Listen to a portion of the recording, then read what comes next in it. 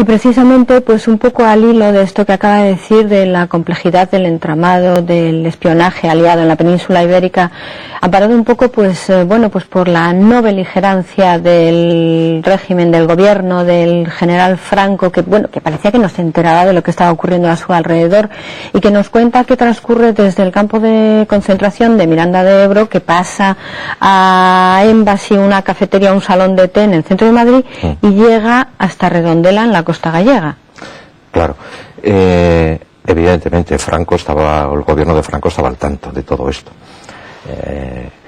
Precisamente la no beligerancia y el no compromiso de Franco ni con los aliados ni con los nazis, pues él no quiere meterse. Como además no le comprometían de alguna forma, pues él permitía, ¿no?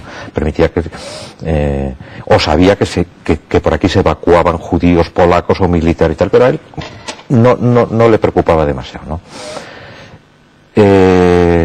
Lo que sí debemos de decir primero es quizás que Eduardo Martínez Alonso es un médico gallego que se ha educado porque su padre era cónsul español en Liverpool, o sea que es un hombre de cultura anglosajona, muy afín a Gran Bretaña.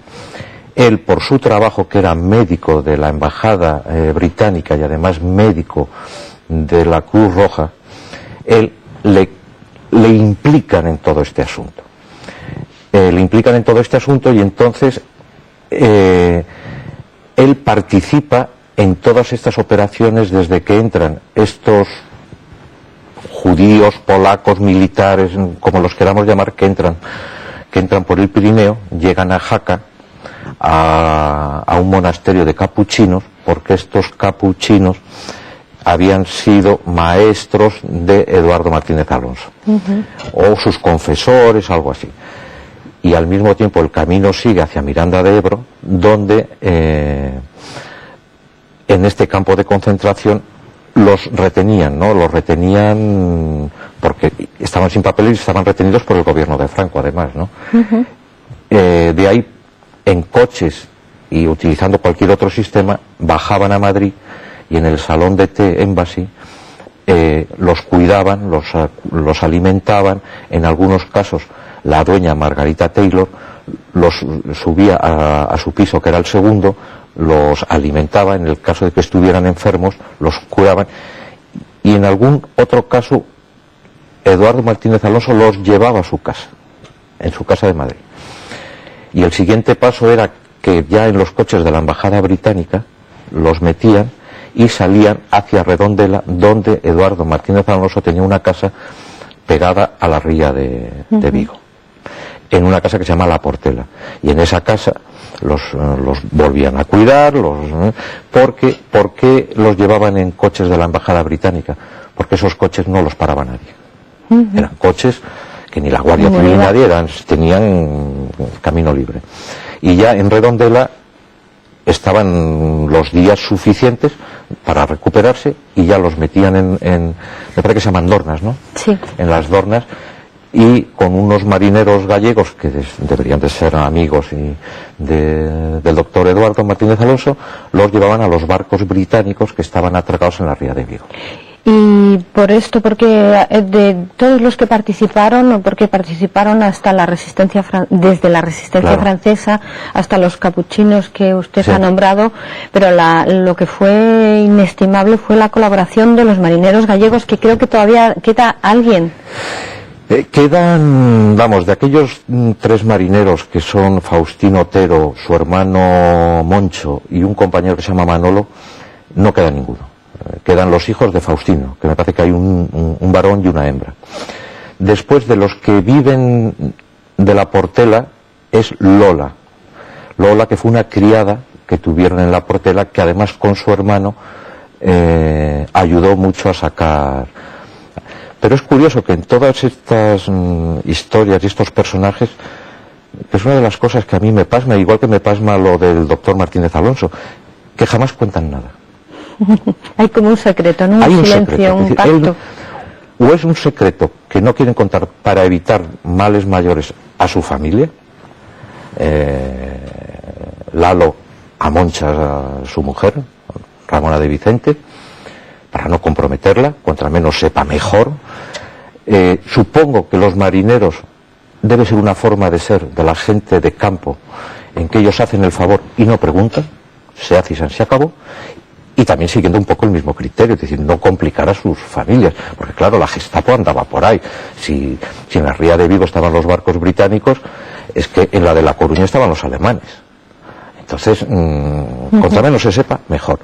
Además, me imagino que serían consignas del servicio secreto británico el no contar ni dar pábulo a que la gente pueda ir contando historias, ¿no? Entonces supongo que eso se queda en el secreto de cada uno y además porque a lo mejor tampoco saben mucho más, ¿eh? A lo mejor es que tampoco saben mucho más, ¿no? Claro, porque como que la información puede estar fragmentada, ¿no? Claro, y yo creo que Eduardo Martínez Alonso ahí, primero por una discreción cierta, ¿no? Porque además él era muy amigo del que llevaba todo el servicio de evacuación británico aquí en España, que era el agregado naval en España, que era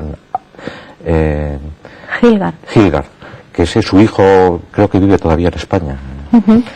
Pues eran muy amigos, o sea que yo creo que deberían de hablar mucho, o por lo menos así me lo ha relatado Patricia Martínez, ¿no? Pero este hombre, Eduardo Martínez, no cuenta nunca nada, ¿no? Y esa es la sorpresa de su hija, ¿no? Que dice, una cosa así, ¿no? ¿Qué pasa aquí?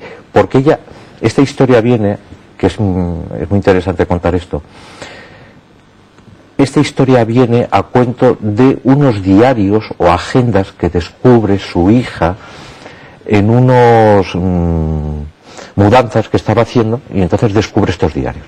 Por supuesto escritos en inglés, porque él escribía en inglés, donde aparecen esas siglas que tú has dicho de la gente 055A, ¿no? Que nunca han sabido qué ha significado eso. Hasta ahora nunca lo han sabido. Y entonces ella descubre en esos, y también al mismo tiempo descubre dos medallas que le conceden muy importantes. Una me parece que es la medalla al mérito del valor del gobierno británico, que se la dan a 4, y otra medalla muy importante del gobierno polaco. Por eso digo que la inmensa mayoría deberían de ser polacos. Porque aunque también salvaron de otras nacionalidades, prisioneros y tal, pero fundamentalmente me parece que deberían ser polacos. Historias como esta, sin embargo, pues se han llevado al cine, ¿no? Porque tenemos, por ejemplo, el caso de Oskar Schindler con su famosa lista que sacó pues a unos 1.200 judíos alemanes, o el menos conocido de Ángel Sanz Briz, que era el encargado de negocios de la embajada española en Budapest, que sacó como a 5.000 judíos húngaros. ¿Aquí de qué cantidades podemos estar hablando? Claro, aquí que son muy importantes además las memorias del embajador británico en España, de O'Hare, que tiene unas memorias, que además las estoy traduciendo, me parece fundamentales para entender muchas cosas, ¿no? Pues O'Hare dice que se salvaron 30.000 judíos, me parece una cantidad. ¿En qué cantidad participó el doctor Martínez Alonso? Hombre, yo calculo, porque este periodo dura desde 1939 a 1944, o sea que son 5 años. De estos 5 años, el doctor Martínez Alonso participa en 2, porque después tiene que acabar huyendo a Inglaterra, porque la Gestapo está detrás de él. O sea, lo que no hacía la policía española, lo hace la Gestapo. Y es muy gracioso en uno de los capítulos como el comisario español, que está en la Puerta del Sol, que les concede los pasaportes a Lalo y a Moncha, recién casados, para poder salir de España, se le presenta a continuación pues un agente de la Gestapo. Dice, oiga, usted no sabe que existen unas listas de personas no gratas para el régimen nazi. Dice, sí, a mí eso me da igual. Dice, pero es muy típico del español decir, oiga, este es mi país, estos son mis paisanos y yo hago lo que quiero. Y haga el favor de salir de aquí, ¿no? O sea, que ahí viene, claro, es decir, la permisividad de alguna forma que el gobierno de Franco tenía, ¿no? Porque además yo sé de otro, y me parece que en el libro lo pone también, habla de Juan March y la compañía Transmediterránea. Juan March sabemos que prestó dinero al gobierno de Franco, pero sin embargo utilizaba la compañía Transmediterránea también para evacuar judíos y evacuados que venían huyendo de esta Europa, ¿no?